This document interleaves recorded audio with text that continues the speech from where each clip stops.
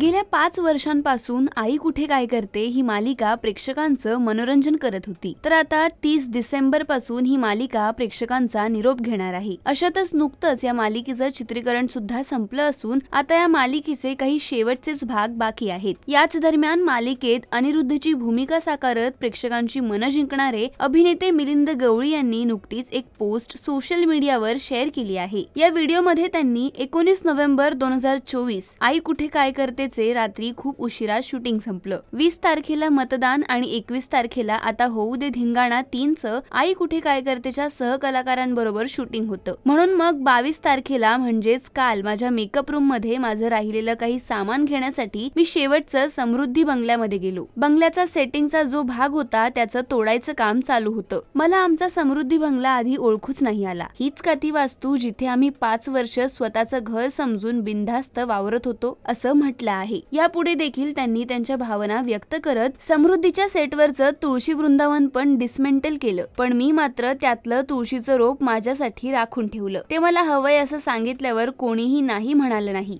समृद्धी बंगल्यातल्या असंख्य आठवणी आणि अंगणातली तुळस घेऊन बाहेर पडलोय असं म्हटलं आहे। त्यामुळे समृद्धी बंगला जरी पडला असला तरी त्यातली एक खास आठवण मिलिंद गवळी यांनी त्यांच्या सोबत ठेवली आहे। तर आई कुठे काय करते या मालिकेतील तुमचं आवडतं पात्र कोणतं होतं आणि या मालिकेला तुम्ही किती मिस कराल हे आम्हाला कमेंट करून नक्की कळवा।